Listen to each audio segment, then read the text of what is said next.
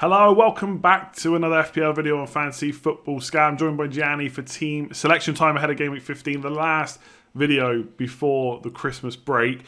And there's lots to talk about as always. A few injuries in the Chelsea team in particular are affecting kind of both our teams. And obviously, yeah, there's that mad rush for the Boxing Day kickoff. How are you feeling ahead of it?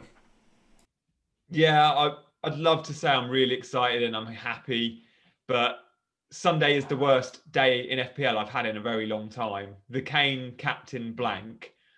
I've never been so angry over an FPL call because I was so close to captaining Bruno. And look, Salah's fine. I wasn't going to captain Salah. I'd moved off that. The fact that Kane blanked and then Bruno smashed it, I was just disappointed in myself, to be honest. There's no one to blame but myself. I was angry. It was a bad call. What? Okay, well, look, we'll jump into it. All right, if you're enjoying the video, give it a like and hit subscribe. Well, we'll just jump straight into it. I'll bring your team up because you're talking about it anyway. Obviously, this is what we're here for. What made you go Kane over Fernandes? Because I saw a lot of people liking Spurs for this week. Obviously, Leeds just they're good. They're a good team. I think that they're going to be fine this season. I don't see them in any threat of relegation. But when it comes to playing big teams, they like to go for it. They do concede a lot of goals. What made you choose Kane in the end, do you think? I don't know. It was a kind of 51-49. I was so torn. I was really impressed with Kane versus Liverpool. He missed a couple of big chances. I was impressed with Spurs against Liverpool. I thought we'd see a Mourinho bounce. Historically, when Mourinho's lost a game and he's come out and said we were the better team, as he did against Klopp at Anfield, I just thought we'd see Spurs straight out the blocks. We'd also seen Leicester the week before concede 2 goals to Everton that hadn't looked that great. Yes, Evans came back into the Leicester back line, but I just thought we're going to see Kane go for it. And I was talking to my wife, I was driving the car at 5 to 11, and I was like, I've gone Kane because the upside's bigger, because I know more people have captained Bruno. If Kane bangs, I'll see a massive leap in overall rank. If Bruno bangs, I'll see a leap, but not a massive one. And I pulled the car over at 10:55 at a service station and said, no, it's too risky. What am I doing? I'm changing it to Bruno. And I didn't, and she was like, look, you never change your captain last minute. And I don't, No. I'm always set. So I didn't do it. I'm not blaming the wife, but deep down you are blaming her. Deep down. She's not going to watch this probably, so you can do it. Oh, mate, she's definitely not watching this.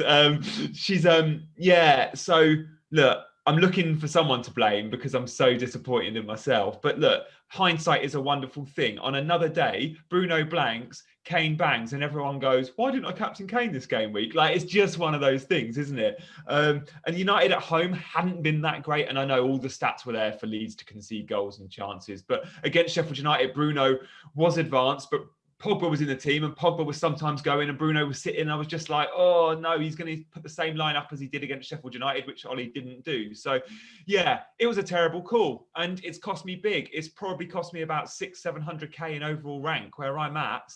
Those 17 points would have been massive for me. But yeah, we go again.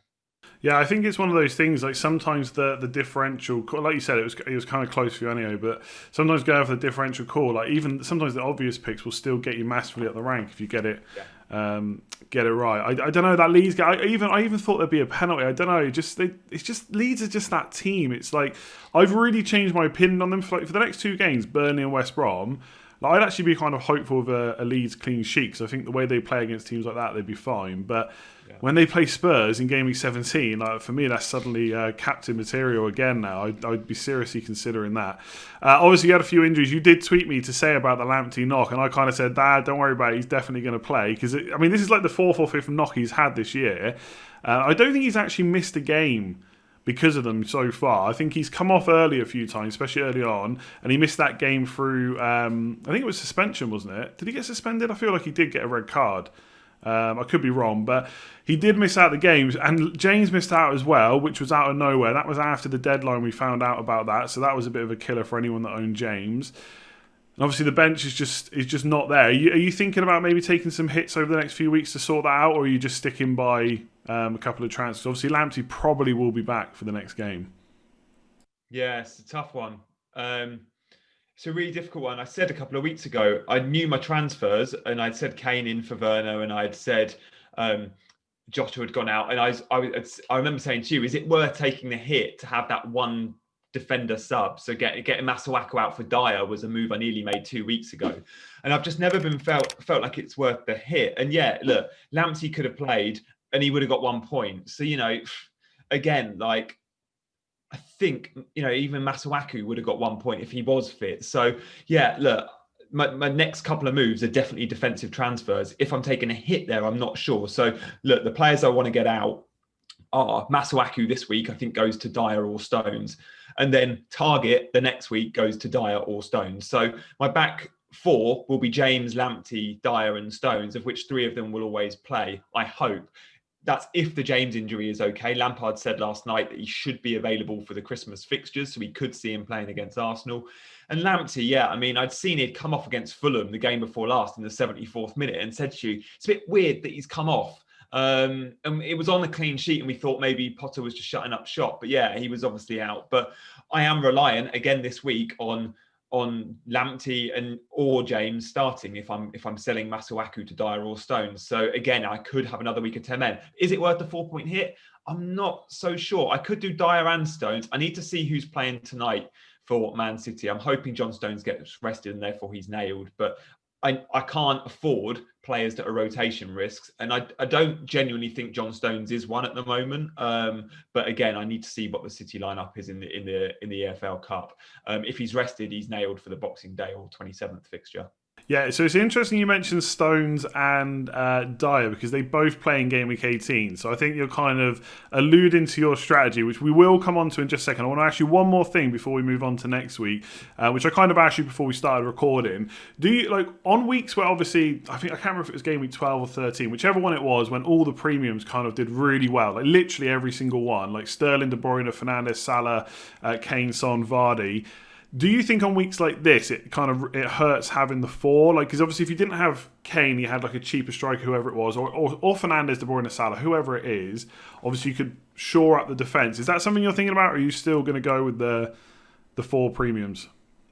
No, I'm pretty set on my 4. I need one of them to dip in form or be injured to consider moving them on. It's not necessarily that I'm stuck on the principle of 4 premiums. It's more, I can't see myself going without these 4 players in the form they're in with the fixtures they've got. So yes, KDB's not in great form, but I look at his fixtures. Kane is another one that I think, I just definitely want for this wave of games. And Salah and Bruno, you'd be silly to move on. So I'm not necessarily set on the principle. If I was looking at ways of improving my back line with money and thinking, how can I get Robbo in there? And the easiest way I can see myself doing that at the moment is a Calvert-Lewin downgrade to then boost a Reece James to a Robbo, for example. I'm not ready to do that yet, but that is something that maybe after the double game week is something I'm looking at. So yeah, no, I'm pretty actually happy with the make on my side. And yes, the rank green arrow's not been great, but if I captain Bruno or if I captain Salah, like most people watching these videos, excuse me, then, I've had 79 points. That would be a really good big green arrow and everyone would be saying my team looks good. So it's hard, isn't it? Captaincy's so important. I don't know why it feels like it's taken me so many years to realise just how important it is. And obviously you always try and captain the highest scoring player. That obviously makes sense. But I've really made sure I've got them in like you, made sure I've got all the the main captain choices in my team this year, and I'm not relying on I don't know. I hate picks like, oh, he could do well, or what if he does well. I don't like those kind of picks. I'm the same as you. I always want to get the big guys in. All right, let's look ahead to next week. So you've obviously mentioned Reece James, for example. We're recording on Tuesday. I mean, this is going to go out on Tuesday as well. This week, we don't know what the deal is with Reece James. Lampard basically said he's hopeful it's not too bad, and he hasn't got to have surgery, which is obviously good. But we don't know. So if he's back, he looks good. In fact, your defence doesn't look too bad this week as long as they all play. And obviously you're making that transfer as well. And Stones in particular has got Newcastle at home this week. So that could be decent. Let's just, before we talk about any of the other teams, captaincy, it's going nowhere from Salah, right? That couldn't get more obvious this week, I don't think. Yeah, but no, my luck, Andy, he won't be my best performing player. I think out of the 14 game weeks this season so far, is it 14 we've had? Yeah. I think I've only had my best player get my top point scorer as my captain once or twice. It all went wrong in game week 1 when I didn't captain Salah for his hat-trick against Leeds. And since then, my captain choices have been absolute. God, listen to me. I'm a broken record. We're moving on to my plans, and I'm still beating myself up about the Kane move. But yeah, I mean, I just hope that my captaincy gets better. And this week, Salah versus West Brom at home, it has to be. I mean, there's a few good managers that I really respect and like that have Salah and have KDB that are going KDB. Seb, for example, is going KDB against Newcastle. Yeah. Now I'm not going there. I'm changing my captaincy policy off the back of the Kane era. I'm going to try where possible just to go with the most popular pick of the game week. And Salah will be the most popular pick. And he's the most popular pick for a reason. Yeah, I mean, when you said, obviously, you said like it won't. Well, I think Salah is so obvious this week. For me, he's the best player and the best fixture this week. I'm surprised Seb's going to De Bruyne. I do think when you said about he probably won't be the highest scorer. My first thought was, well, it could be De Bruyne because Newcastle is a really good fixture, and De Bruyne, I think he's been a bit unlucky the last couple of weeks, and hopefully this, I mean, you mentioned about the EFL Cup games, I'm hoping he gets a rest in them, because I think he looked quite tired against Southampton, and they ain't going to rest him anytime soon in the league, so I do think that's a really good game, but for me, Salah is the one this week. All that Sam Allardyce stuff, not having it. But let's talk about your strategy. So you mentioned you'll be getting in Stones or Dyer. Spurs, Man City, both playing in game week 18. So is your strategy what is your strategy? You haven't got your first wild card, have you? So you free hit in one of those weeks? Yeah, I am. So firstly, before we saw the double game week sort of announcement, I was pretty set. And I said here weeks ago that I was looking at bringing in Kane and I was looking at bringing in Dyer. So Kane's come in, Dyer's my next move. Stones is someone I've been looking at for a while because I've wanted City defensive cover for ages. I just needed him to be nailed, and now he is. So those moves were actually planned out regardless of fixtures. Okay, so then I look at my team and go, I've already got the likes of KDB and DCL and Kane and Target and Martinez playing in that blank game week. So I've already got like six, seven guys. With those two moves, 7 goes to 9. Plus I've got Burke who might play. That's 10. So I've got 10 players playing in the blank already. So to use a free hit then is obviously crazy. I don't need to. And then the double game week, I've got a few playing twice, and a load of people will be free hitting that. Won't be free hitting, but building a team that week. I just look at the potential upside of a double game week free hit with 15 fixtures and getting 11 men all playing twice. Now that does mean I don't have Tottenham or City players that week, both of which have got good fixtures, but I could go without KDB and Kane for 1 week if I've got a double game week Danny Ings, or I've got a double game week Rashford or whoever. So I think there's some really nice fixtures in there, and I think the upside is tremendous. Like the upside for those 15 games is something that could be pretty special. And also knowing that loads of FPL managers aren't doing that, and I've got ground to make up, I also like that. I like being different, but I don't want to take silly risks that perhaps I did earlier in the season, i.e. going without Salah for a couple of weeks and going big on City. I don't see this as a silly risk. I think this is a wise move for the team I've got. But yeah, I'm also really keen to hear the flip side and why so many people aren't looking at a free hit in game week 19, knowing the upside is massive. There's Southampton players, there's West Ham players, there's double Liverpool defence you could have that you probably can't get into your team easily, but you could for those 2 weeks. What are you thinking, Andy? Yeah, so you're exactly right. Everything you've just said is exactly what I cannot do. But so I looked at it first, and initially it was like, I'm going to free hit in 18. Then I thought about it some more. I thought, game week 18 is a pretty rubbish week. Like, there's plenty of players in there I wouldn't want. Like, obviously, everyone's going to go triple Spurs if they free hit. They're going to go triple City, Calvert-Lewin, so that's 7 already, and then they're going to pick 4 other players. That's basically going to be the free hit template. Obviously, some people will do something different. So I was thinking, it's not very good for a free hit. But the more I've thought about it, there's other problems that come with not free hitting in that week. So one, if I don't want lots of the players for the free hit, I also don't want lots of the players in my team. So, like Triple City sounds good, but for game week 16 and 17, they play Everton and Chelsea. And also, out of De Bruyne and a defender, who the hell am I getting? Mahrez has just been benched 2 times in a row. Foden got benched 5 times. So City are a bit annoying. Whereas at least in the free hit, I'll be able to try and guess who's going to play. And if not, I'll have a bench option for sure. And the other thing for me is, I've weirdly, although I've got more blank game week players just by 1, weirdly, the transfer strategy kind of works better for me for double gaming, and I've inadvertently found a bench boost team without having a wild card, so it kind of works better for me. And also, I'm probably going to keep a few of the single gaming players anyway, Calvert-Lewin, Grealish. Like, I'm not looking to have 15. I've got to accept I can't build a wildcard team. So that's just accepted. And then a lot of the players that are playing in the double are good afterwards as well. So West Ham, for example, like Sufal is good. Salah is good for at least like 3 game weeks afterwards. Fernandes is good as well. So there's plenty of players I want to keep. And then I'm free hitting for a team where, you know, I'm only going to have 1 Spurs player for Fulham Leeds, and I can just free hit 3 in for game week 18. And then, like you said, in game week 19, they're only playing once, so not having 3 is not so bad. But you're right, like, I can't have double Liverpool defence for sure, and there's no way I can build to that. But I can have 1 at least. So I can't get Ings. I can't get Vardy either. He becomes tricky. He becomes extra hits. So then, obviously, the benefit is kind of nullified. So there's pros and cons, and like I hate to sound like a broken record, and I know people just want like a blanket answer sometimes, but it does depend on your squad, like so much does. Yeah. And like the Chilwell thing last night for me, that obviously changed things, but it's still working out okay to go to a double game. Because I'm going to have to take a hit, and I'm going to have to take a hit to get De Bruyne back in. So that's already 8 points. So you could argue that the bench boost is already nullified a little bit, but I just think with the way, like I'm only going to have to hold that team probably for like 3 or 4 weeks, and then the next wild card will be used, I reckon, before potential another double gaming. So that's just my plan. It's just a bunch of players I don't necessarily want to hold on to, but it might not work out, right? It might not work out, and your way might be better because you'll be able to have the perfect team, and obviously perfect teams don't always work, but if they do, then that's huge.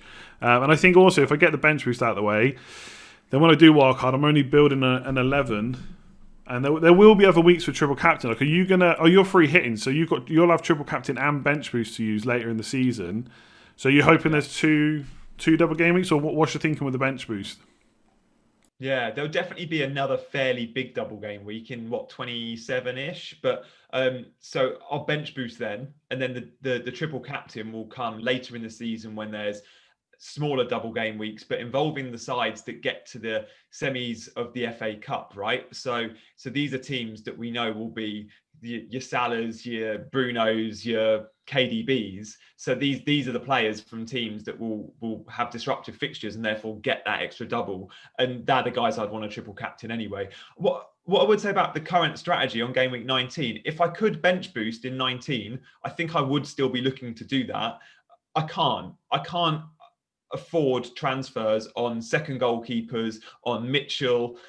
I've got bigger fires to put out, and I need points now. And Dyer and Stones are part of that. So if it was easy for me to do it without taking lots of hits and lots of surgery to be in a position where I could bench boost now, I'd absolutely do that. Because, you know, me, Andy, I don't like having a huge bench, and I'd like to get that out the way in a way. So then when I do as my second wild card, I build a squad of 12 or 13.